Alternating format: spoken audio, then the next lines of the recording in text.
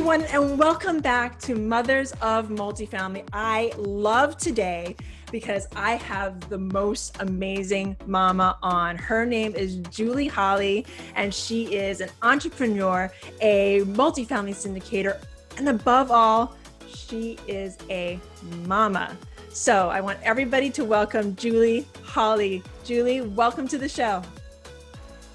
Oh my goodness, Peely, thank you for having me. Your energy is so contagious in the best way possible. I just love seeing you all over social media, listening to, Okay. Live. A little background between how Julie and I know each other. We know each other through the multifamily family of people on Facebook, on LinkedIn. We're all over the place. But I started listening to her podcast, which is Ask Me How I Know. And it's all about multifamily. It's all about her knowledge and other people that she brings on, and she just gives extreme value. So I was like, Julie seems like a really cool person. I am going to ask her to join me in this push-up challenge. So this is how we know each other, by doing push-ups. Muscles. Muscles. So before I get on another tangent, I'm gonna ask you my one question, Julie. How do you do it? How do you do all the push-ups, all the multifamily syndications, being a podcaster, and being a parent, being a mama? How do you do it all? Oh man, I have thought about this, because when you send over the information about being on your podcast, it's like there's the question. And so here's the deal. I was actually listening to my own podcast. This is funny. So I'm in there and I do a Mindset Monday every week. And I was trying to check my internet connection out in my studio that I just finished. So, hey everybody, we just switched rooms real fast because my internet connection was poor. But as I was doing that, and I'm reflecting on your question, and I'm listening to my own mindset episodes, and it was like, yep, this is how I do it. It's constant reflection, constant. So recently I put out an episode, and it had to do with what is balance and what is true balance, and how can I have that in my life? And as I was recording it, and then as I was listening to it, I was reminded once again that this thing called balance, my husband told me, you're never going to have it all. It's never going to be we're not going to have equality. And so I won't go too much into it. Go to that podcast episode. But I'm beginning to really embrace that and live that out, and to realize that my kids, they're always changing also, and their needs are constantly changing. So I have a 9-year-old and an almost 12-year-old, and they are fantastic. But it's different than when your kids are littles and they're crawling on your back while you're doing push-ups, right? My son's like my size. I can't imagine. No.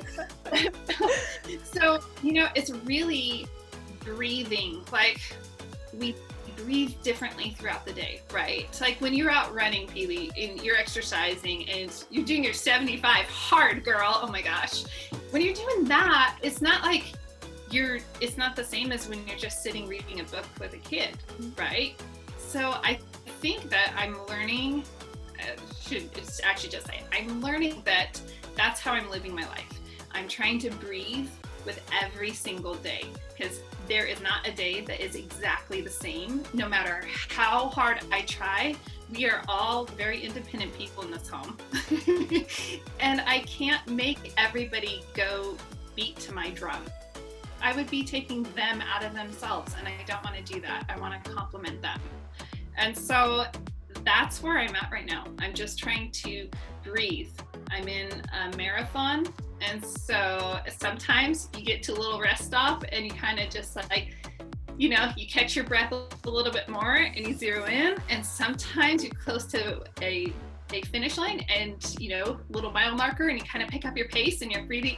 So I'm just trying to think about that and apply that physical application to life.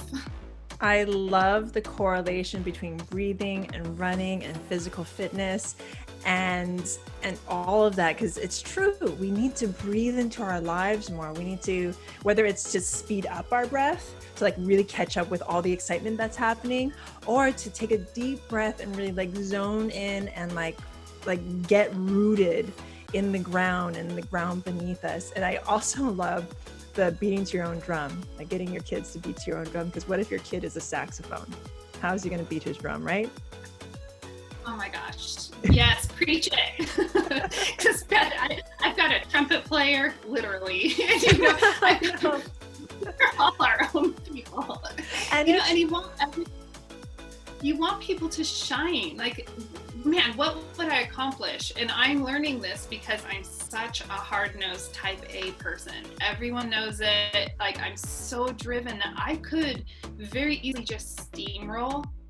And what would that do? Who's the human being that I've been entrusted with? Who are they going to be when they're an adult? Oh man, I want them. I mean, it's hard work allowing them to be who they are, and I struggle with it. It's not like I have it figured out, but I'd rather struggle with it than try to bend them too much into something that they're not.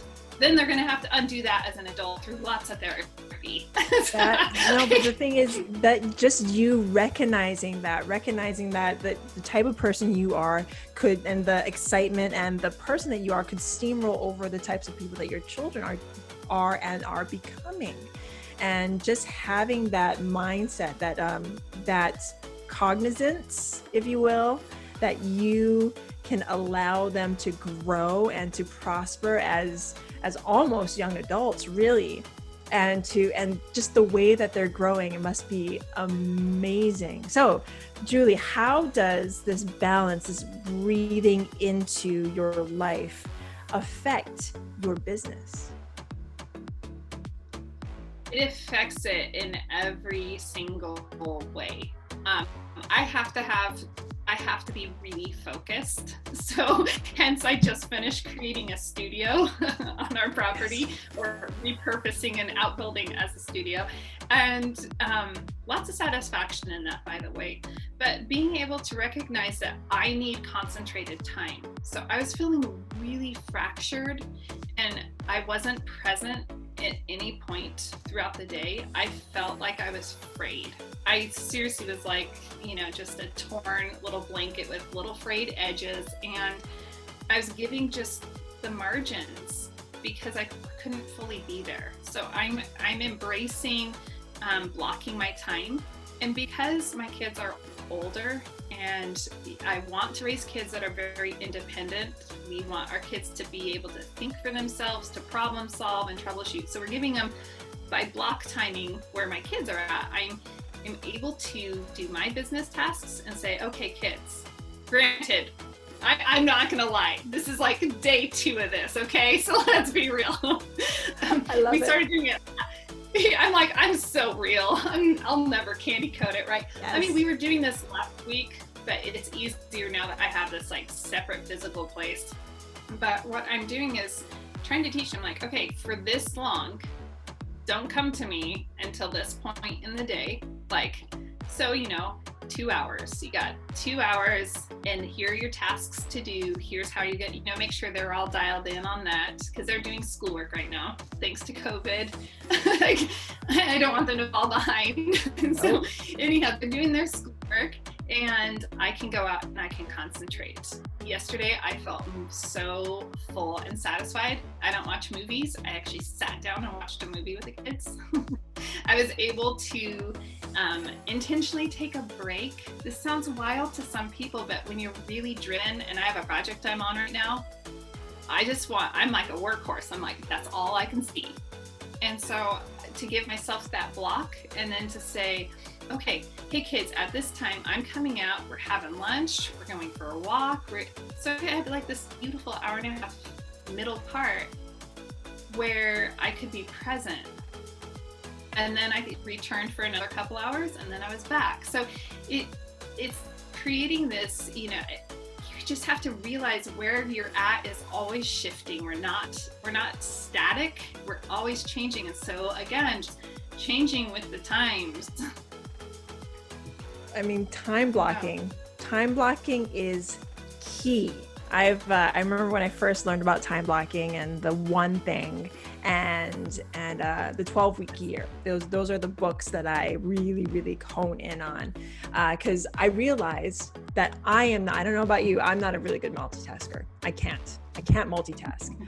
I am so much better if I put the blinders on and I focus in and I get my best work done. My husband knows if he bothers me, I know that I like take my eyes away from the task. I'm just like, is this important? And he has to say yes or no. If he says no, he walks away because it gives him a moment to think. And if he says yes, then I immediately I almost like physically do this. And I put that aside and I focus on what he has to say, because if not, then I just get shattered. So tell us a little bit more about time blocking and how you think that's going to help your family and your business going forward, because you said you just started 2 days ago. So what is your hope for that? Sure. Okay. I started time blocking a couple weeks ago, but time blocking and having my own little physical dwelling, that just happened yesterday for the first day one. But what I'm hoping to accomplish from it is to be fully present. So like you said, Gary Keller's The One Thing, know what you're about, know what your vision is. And I have to, and as a mama, I have to identify, I'm such a raccoon and I have shiny object syndrome. I'm like, oh, look at that. And I'm full of ideas and I just want to chase them all. And really the last couple of years, I've learned exactly, I want them all. It's like, stop chasing after it. So I'm zoning in and saying, like you're asking, is this really important? And I'm having to ask that of myself. So if it's on my list, I already know it's important and it has a priority. And, but that time blocking allows me more efficiency. I am so much more efficient. So I will share, I think that my daughter said that this was really helpful. I explained to her that, about the interruptions, because her intentions were so good. And I think for me as a mama, that is the hardest thing.